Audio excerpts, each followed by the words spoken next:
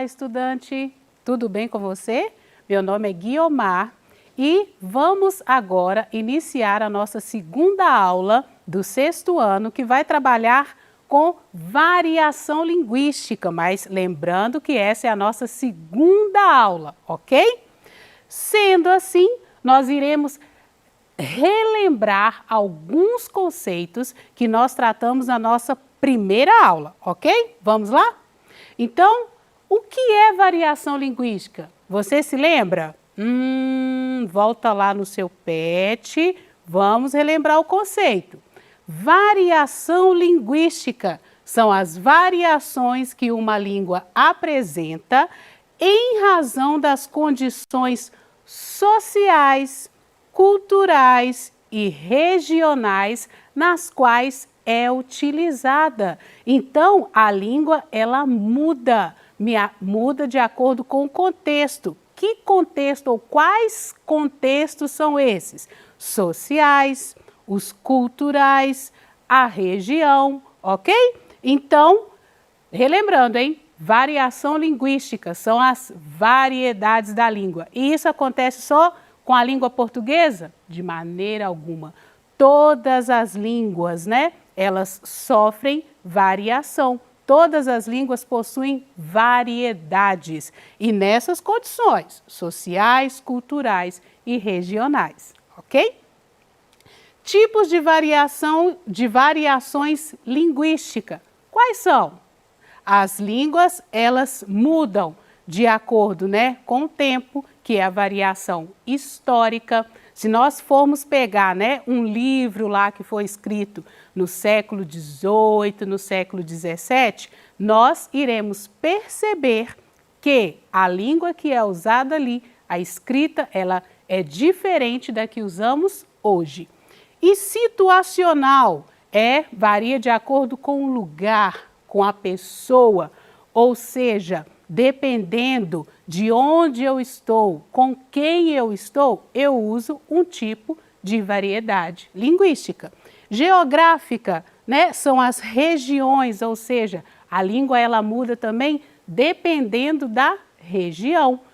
Por exemplo, as pessoas que moram no interior, as pessoas que moram já nos grandes centros urbanos usam variedades diferentes. E social, a língua também ela varia de acordo com a escolaridade da pessoa, né?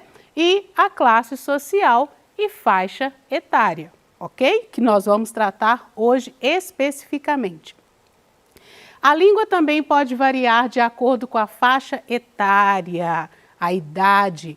As crianças, os adolescentes, jovens e adultos, eles falam da mesma maneira? Vamos pensar.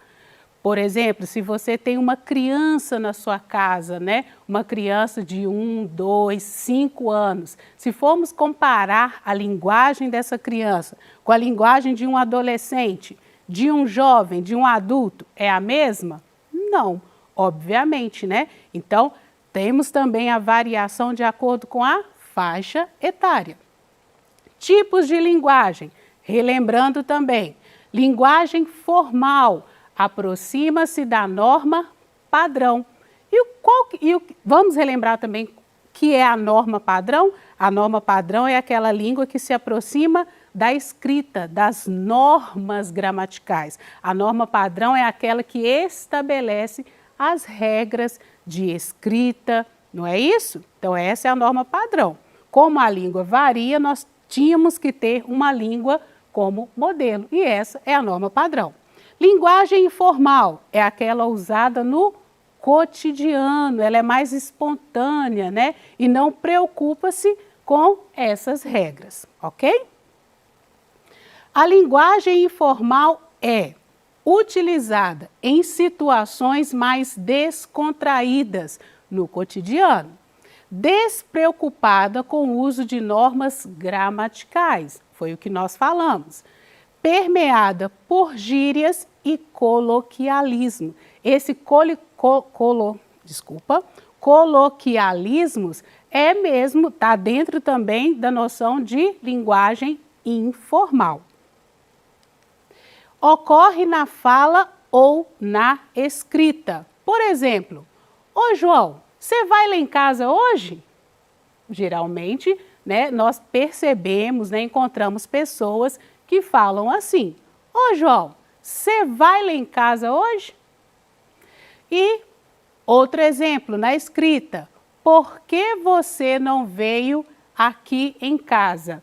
Percebam as abreviações que nós temos. Em mensagem de texto, né, do seu celular, o WhatsApp, nós percebemos esses registros. Todos esses registros, tanto na fala quanto na escrita, pertencem à linguagem informal. Gírias. Você sabe o que é gíria? Normalmente são criadas por um grupo ou classe social ou profissional. Elas são criadas no intuito de substituir termos formais da língua, ou seja, não podem ser interpretadas de maneira literal, e sim em seu sentido conotativo ou figurado. Então vamos lá. Gíria são aqueles termos, né, que nós percebemos em alguns grupos, né, de jovens ou até mesmo adultos, mas são grupos específicos. Por exemplo, os surfistas, eles têm algumas falas, eles usam algumas palavras que se enquadram, né, aí como gírias, porque são termos que são usados no grupo deles, né, no grupo ali, no contexto em que eles vivem. Também nós temos como exemplo, podemos colocar os grupos, vamos pensar assim, né? Os funkeiros, por exemplo, eles podem ter gírias também, palavras que eles usam entre eles. Os rappers, os MCs, sim, eles podem ter ali alguns termos que eles usam junto, né, com as pessoas que fazem parte do seu contexto. Por serem criadas por determinado grupo, muitas vezes são incompreendidas por outros, mostrando a identidade de determinados grupos, pois aos poucos vai fazendo parte do processo de comunicação entre pessoas daquele círculo social. Ou seja, se nós estivermos perto dessas pessoas, provavelmente, se eles pronunciarem, né, uma dessas gírias, nós não vamos compreender. Por quê? É própria daquele grupo, são palavras, né, que pertencem àquele grupo. As gírias pertencem a determinados grupos ou classes sociais. Características das gírias, retomando, pertencem a determinados grupos ou classes, possuem sentido conotativo ou figurado. O que é isso? Não pode ser interpretadas no seu sentido literal. Se nós formos lá no dicionário, provavelmente nós não vamos encontrar o registro ali, né, de algumas gírias. Embora, dependendo do dicionário, ele já apresenta esses registros sim. No entanto, vamos entender isso. Elas não podem ser entendidas no sentido literal, e sim no sentido conotativo, certo? Fazem parte do contexto social, ou seja, daquele grupo específico, como nós demos o exemplo dos surfistas, né? Uma gíria, um termo usado, é dentro daquele grupo social. Fazem parte da comunicação dos grupos, são utilizadas no contexto oral e informal, são efêmeras. Professora, que palavrinha que é essa? Efêmera. Eu nunca ouvi falar dessa palavra. Vamos lá então? Descobrir o significado de efêmero? É aquilo que é passageiro, temporário, transitório. Ou seja, as gírias, elas não permanecem por muito tempo. E por que as gírias não permanecem por muito tempo? Porque como são palavras, são termos próprios daqueles grupos, se as pessoas começarem, né, serem usar por outros grupos sociais, por outras pessoas, aquela gíria já deixa de ser um termo que identifica aquele determinado grupo. Por isso que as gírias, elas mudam de acordo com o tempo. Se as pessoas, quantas palavras nós percebemos, às vezes se você tem contato, se você é um adolescente, assim, que tem contato com várias pessoas, ou também tem a curiosidade de saber sobre outros grupos, vocês vão perceber que algumas palavras que eram usadas antigamente não são usadas mais. Algumas gírias, nós iremos fazer esse exercício daqui a pouco, ok? Então, lembrem disso, as gírias são passageiras, não são as gírias que nós percebemos, ou essas palavras, esses termos usados por determinados grupos, provavelmente não são os mesmos que eram usados há 10, 20, 15 anos anteriores. Exemplos de gírias. Você já ouviu falar dessas gírias aqui, hein? Broto. O que significa broto? Quando, por exemplo, os meninos ou as meninas falam assim, nossa, aquela menina é um brotinho, O que isso significa? Que é bonito. E esse aqui, bafafá. Tá rolando o maior bafafá lá fora. O que isso significa? Confusão. Carango.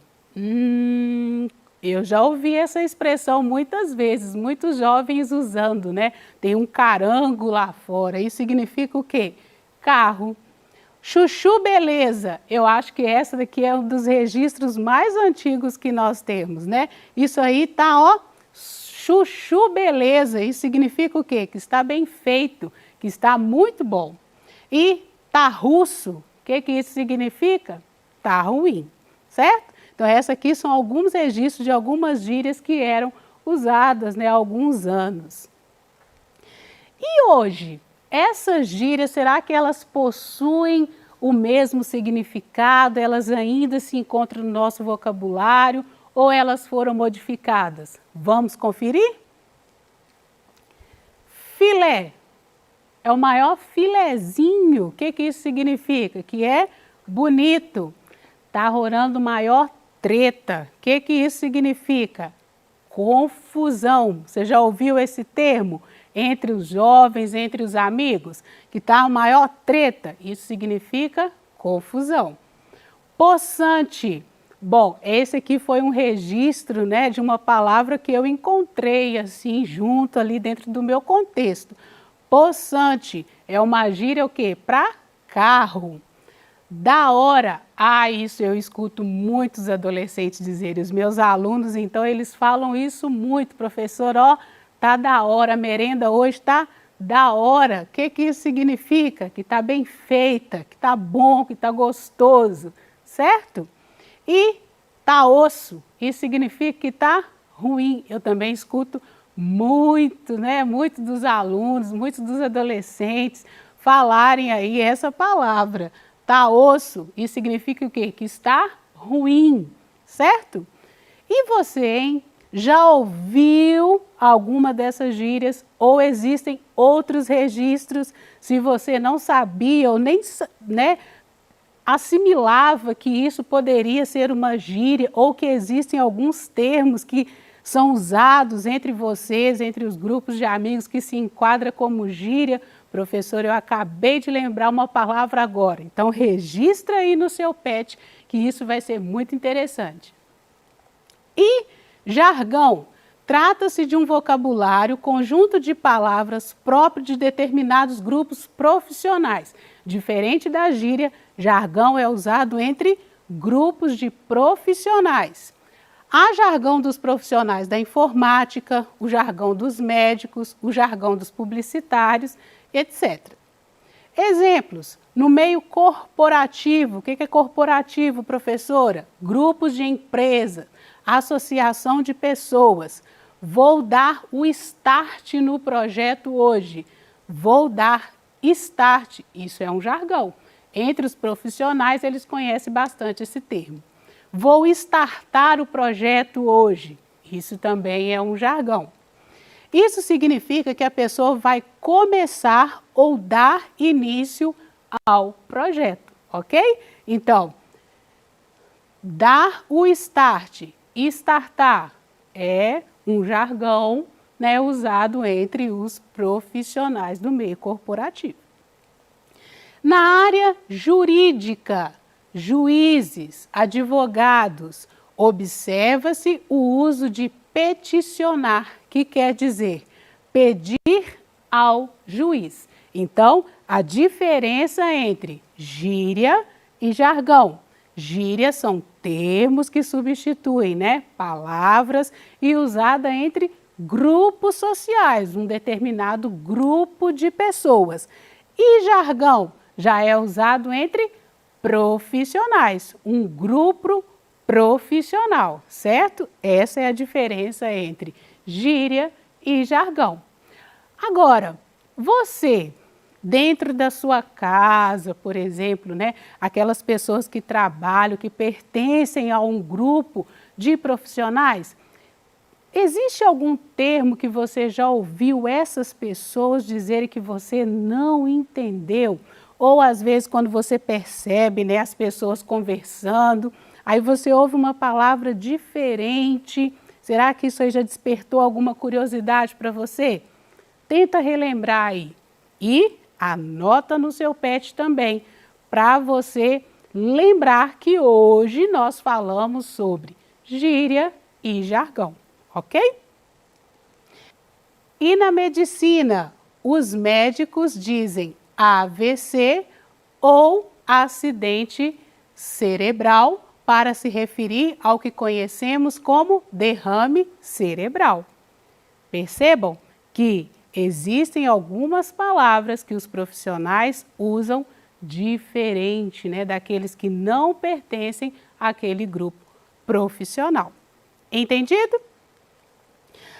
Agora vamos exercitar. Eu gostaria que você registrasse aí essas duas atividades para nós guardarmos bem o que nós estudamos hoje sobre gíria e jargão. Primeira atividade, pergunte aos pais ou responsáveis ou aos avós sobre as gírias que usavam quando eram mais jovens. Eu acredito que você vai se surpreender com algumas gírias que hoje já foram substituídas por outros termos, ok? Essa é a primeira atividade. Segunda atividade, pergunte a um profissional de uma área qualquer, né? Quais palavras são usadas no ambiente de trabalho? Ai, professora, mas eu estou achando que isso pode ser muito difícil. Não, há um profissional, né? Aquele que está dentro mesmo do seu círculo familiar, pessoas que trabalham fora, certamente existem algumas palavras, alguns termos que eles usam, né, junto com seus pares, junto com seus colegas, que não é do nosso conhecimento, né? Algumas palavras que não são do nosso conhecimento, ok?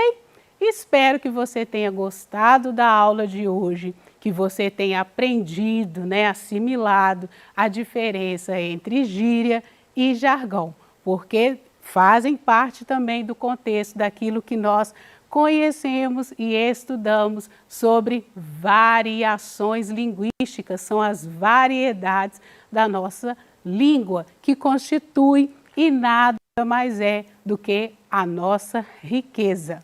Ok? Muito obrigado pela sua participação de hoje, por ter assistido essa aula e continue aí fazendo os exercícios do seu pet. Muito obrigada.